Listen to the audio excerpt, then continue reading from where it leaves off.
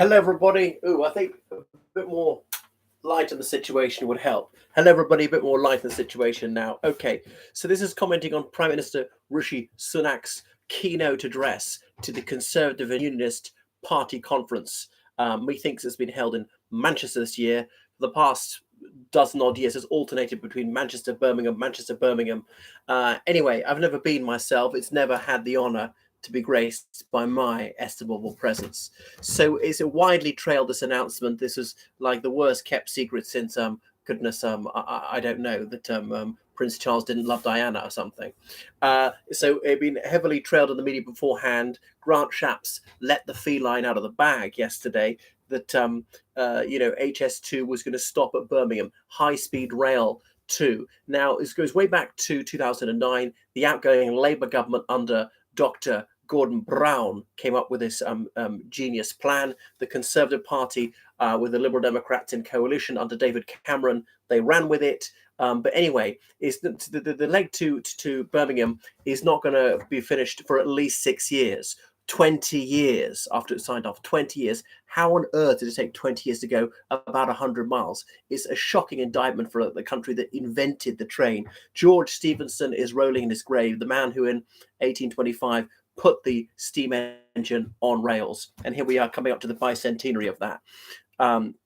Anyway, so the cost of high speed 2 ballooned alarmingly, and that's just not that's taking into account inflation. Even then, it was going to be over 70 billion pounds. All these years of work going from Euston and London, which is probably the wrong terminus, to Birmingham, and there's been a go to Crewe. Crewe is actually a town of no great significance in northwest England, a bit south of Liverpool, but it's a bit of a hub for other railways.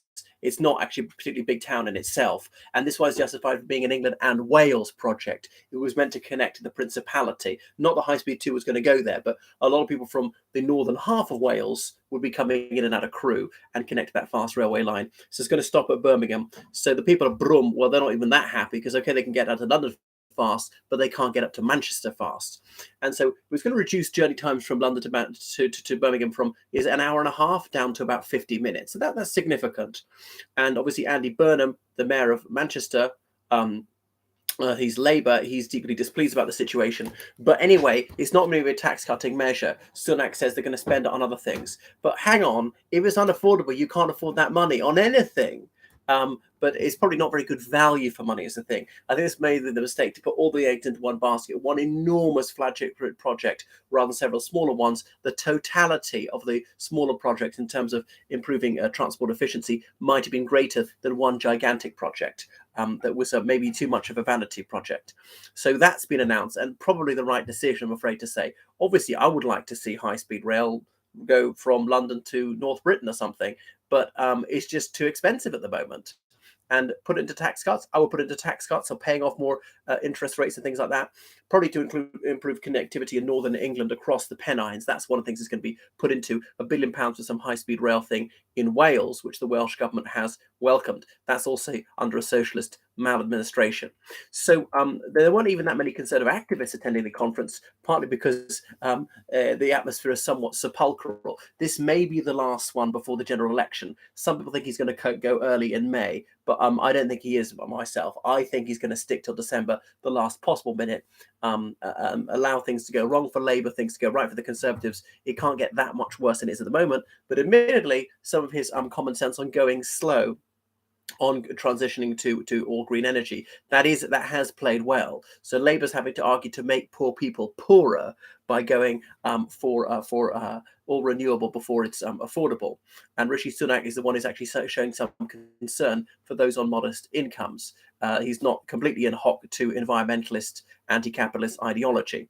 So there's £36 billion is going to be spent, and mostly in Northern England and the English Midlands. But there was obviously the terrible, bigoted announcement that he's going to take away people's rights, as he wants to. Okay, it's not going to be a party political thing. He'll personally vote for it, allow a free vote in Parliament. But I'm afraid the way that these power-crazed bigots behave is they can't resist the chance to take away your rights, to criminalize you for doing nobody else any harm, and say you're going to be a felon for smoking. There are also these idiotic ideas, just revolution en permanence in education, A levels to be scrapped by T levels, probably never implemented. I saw his ingenious plan to make everyone do maths to 18. And all right, quite a few countries do that. But the United Kingdom is so underperforming in maths as it is. If a lot of our pupils can't get GCSE maths, how on earth are they going to get post GCSE maths? Even he wasn't quite stupid enough to say they have to do A level maths. And where's he going to get all these extra maths teachers? There's a severe paucity of them as it is. He's going to make it even worse. So maybe people stay in school, which they hate in some cases, which they really can't do, tormenting them when some people are just not academic. We should have people getting out and actually working straight away. We've got a labour shortage. We've got a reservoir of people in their late teens who could be working as cleaners, as factory workers, or as farm labourers, and so on. Waiters, waitresses, barmen, they should be doing that. And obviously stop the gravy train. Being on benefits is no longer a career. You're going to work or you're going to starve, and that's it. And one of the few sensible decisions he said is, if you get rubbish A levels, no, you're not going to get this loan to go to university. You could still go, but you'd have to pay for it yourself.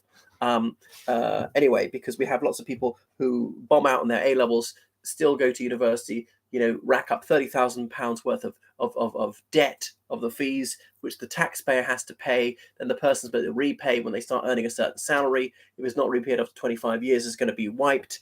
And that's just unaffordable. Even the government has said for years, at least a third of that, will never be repaid. So we're on the hook for tens of billions of pounds of unpaid undergraduate debt already for degrees which are virtually worthless. They come out of those probably even less employable than they went in.